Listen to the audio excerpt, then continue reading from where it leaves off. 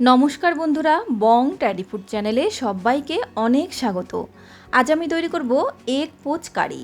দুর্দান্ত স্বাদের এই রেসিপি খুব কম সময়ে তৈরি হয়ে যায়।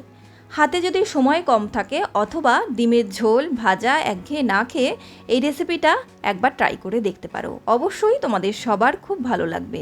তো চলো দেখে নেওয়া যাক। এগ পোচ কারি তৈরি করার জন্য এখানে আমি দুটো বড় সাইজের পেঁয়াজ কুচো নিয়ে নিয়েছি। এখানে নিয়েছি দুটো মাঝারি সাইজের টমেটো কুচি। একটা সেদ্ধ করা আলুকে আমি একটু লম্বা লম্বা করে কেটে নিয়েছি, এটা অপশনাল, না ভালো লাগলে নাও দিতে পারো। এখানে আমি 8-10 কোয়া রসুনকে একটু গ্রেট করে নিয়েছি। আর এখানে 1 ইঞ্চি সাইজের আদাকেও একটু গ্রেট করে নিয়েছি চেরা কিছু কাঁচা লঙ্কা। আর এখানে আমি 4টে ডিমের তৈরি করব বলে 4টে ডিম নিয়েছি। এবারে গ্যাসে একটা ফ্রাইং প্যান বসিয়ে দিয়ে এর মধ্যে দিয়ে দিচ্ছি 2.5 টেবিল স্পুন মতো সর্ষের তেল। তেলটা ভালোভাবে গরম করে নিয়ে আমি এর মধ্যে প্রথমে পেঁয়াজ কুচিগুলো দিয়ে দিলাম। পেঁয়াজ কুচি দেওয়ার পরপরই এর মধ্যে দিয়ে দিচ্ছি আমি চেরা কাঁচা লঙ্কা। ঝালটা কিন্তু অবশ্যই টেস্ট অনুযায়ী দিতে পারো। এরপর এখানে আন্দাজ মতো নুনটা আমি একবারেই দিয়ে দিলাম। তারপর একটু নাড়াচাড়া করে নিয়ে আমি গ্যাসের ফ্লেমটা মিডিয়ামে রেখে এটা ঢাকা দিয়ে দেবো, যাতে পেঁয়াজটা নরম হয়ে আসে আর তাড়াতাড়ি ভাজাও হয়ে যায়। 2 মিনিট বাদে আমি ঢাকাটা সরিয়ে নিলাম। পেঁয়াজটা কিন্তু ভালোভাবে ভাজা হয়ে গেছে। এরপর এর মধ্যে দিয়ে দিচ্ছি গ্রেট করা আদা আর দিয়ে দিচ্ছি গ্রেট করা রসুন। এরপরে একটু নাড়াচাড়া করে নিতে হবে গ্যাসের ফ্লেম মিডিয়ামে রেখে, যাতে করে রসুনের কাঁচা গন্ধটা চলে যায়।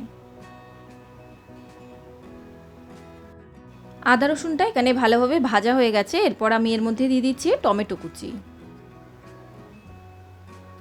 তারপর এর মধ্যে আমি দিয়ে দিচ্ছি 1/2 টিস্পুন মতো হলুদ গুঁড়ো। হলুদ গুঁড়োটা দিয়ে ভালোভাবে মিশিয়ে নিচ্ছি টমেটোর সাথে আর মশলাটার সাথে। এরপর গ্যাসের ফ্লেমটা একদম লোতে রেখে আমি ঢাকা দিয়ে দিচ্ছি। এতে করে টমেটোটা তাড়াতাড়ি নরম হয়ে যাবে।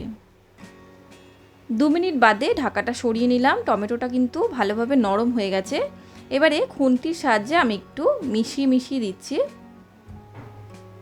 তারপর এর মধ্যে দিয়ে দিলাম সামান্য একটু জল দিয়ে এর মধ্যে কিছু গুঁড়ো মশলা দিচ্ছি 1/2 টিস্পুন কাশ্মীরি লঙ্কার গুঁড়ো, 1/2 টিস্পুন ঝাল লঙ্কার গুঁড়ো আর 1/2 টিস্পুন দিয়ে দিচ্ছি জিরে গুঁড়ো।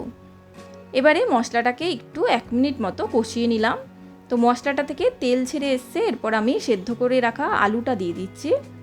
আলুটা দিয়েও আরও 1 মিনিট একটু কষিয়ে নিলাম মশলার সাথে।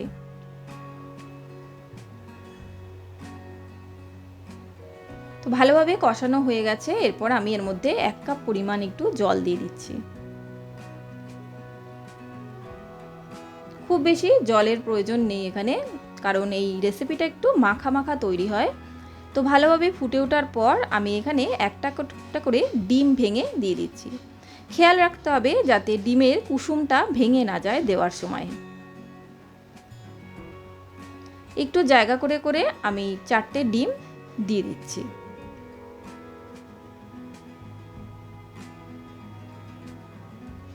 এই সময় গ্যাসের ফ্লেমটা একটু মিডিয়ামে রেখে দিতে হবে।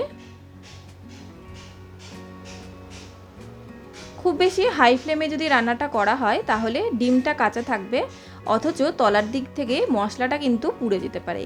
তাই গ্যাসের ফ্লেমটা লো টু মিডিয়ামে রেখে আমাদের রান্নাটা করে নিতে হবে। তো 4টে ডিম ভেঙে দেওয়ার পর আমি এটা ঢাকা দিয়ে দেব। 5 মিনিট একদম লো ফ্লেমে রান্না করার পর আমি ঢাকাটা সরিয়ে নিলাম। তো ডিমটা কিন্তু আমাদের ভালোভাবে রান্না হয়ে গেছে। আমি তলার থেকে একটু খুন্তি দিয়ে নেড়ে দিচ্ছি। তলাটা কিন্তু ঠিকঠাকই আছে, একদমই লেগে যায়নি। তো রান্নাটা কিন্তু আমার একদম কমপ্লিট হয়ে এসছে। এরপর আমি ওপর থেকে একটু ধনেপাতা কুচি দিয়ে দিচ্ছি।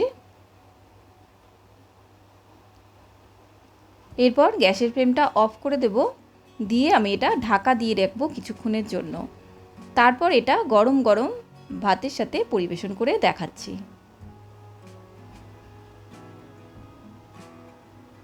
তো আমি এটা ভাতের সাথেই পরিবেশন করছি। তোমরা চাইলে কিন্তু এটা রুটির সাথেও পরিবেশন করতে পারো। তৈরি হয়ে গেল আমার এগ পোচ কারি। রেসিপিটা এতক্ষণ পর্যন্ত যদি দেখে থাকো, ভালো যদি লাগে তাহলে লাইক শেয়ার এবং কমেন্ট করতে কিন্তু ভুলো না। আর সাবস্ক্রাইব করে নিও আমার চ্যানেলটিকে নিত্য নতুন রেসিপি পাওয়ার জন্য। তো আজকের মতো তোমাদের থেকে বিদায় নিচ্ছি, আবার চলে আসবো অন্য কোনো রেসিপি নিয়ে। ততক্ষণ পর্যন্ত তোমরা সবাই ভালো থেকো, সুস্থ থেকো, আর রেসিপিটা দেখার জন্য অনেক ধন্যবাদ।